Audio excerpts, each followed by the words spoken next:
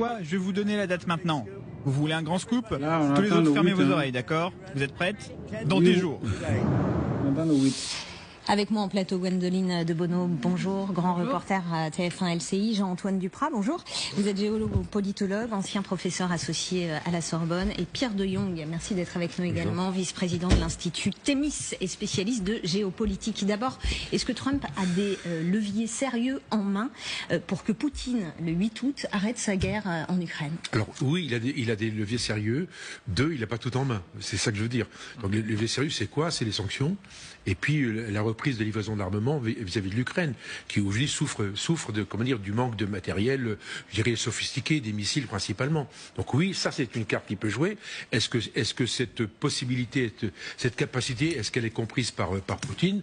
Là, j'en suis pas sûr du tout. Je ne sens pas Poutine en train de céder comme ça une semaine avant, sous l'injonction de Trump. Donc voilà, donc il a la possibilité, mais je suis pas sûr que ça va suffire pour que Poutine négocie avec lui ou accepte une discussion à deux. Rappelons-nous, le 9 mai, il devait déjà aller sur la place rouge, etc. Il y avait toute une série d'opérations.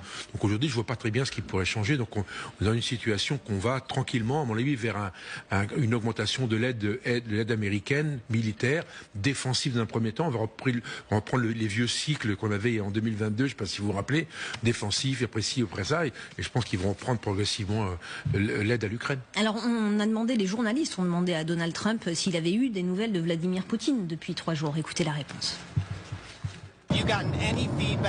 Depuis que vous avez annoncé les 10 à 12 jours, avez-vous eu des retours, des réponses indiquant que la Russie allait agir?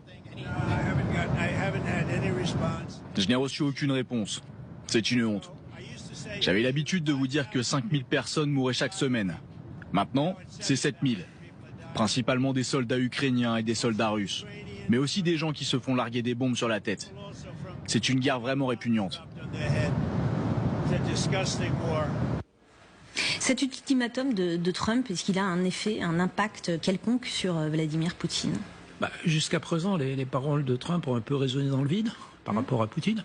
Il faut remonter, je pense, un tout petit peu en arrière, même assez en arrière. Si Poutine était sensible aux arguments de Trump, et notamment aux arguments refaire du commerce, refaire des affaires ensemble, il aurait probablement jamais déclaré la guerre en Ukraine, puisqu'on était à la fin de l'URSS, on était parti vers une coopération avec l'Occident. Donc ça a été balayé. Et aujourd'hui, on a un Poutine qui est sur ses objectifs, qu'il a toujours réaffirmé, neutraliser l'Ukraine, prendre le contrôle si possible en mettant quelqu'un à lui au niveau du gouvernement, et puis récupérer au minimum la totalité des territoires dont il occupe une partie aujourd'hui. Donc on ne voit pas ce que Trump aujourd'hui pourrait échanger avec lui, d'autant que dès le départ Trump lui a tout accordé.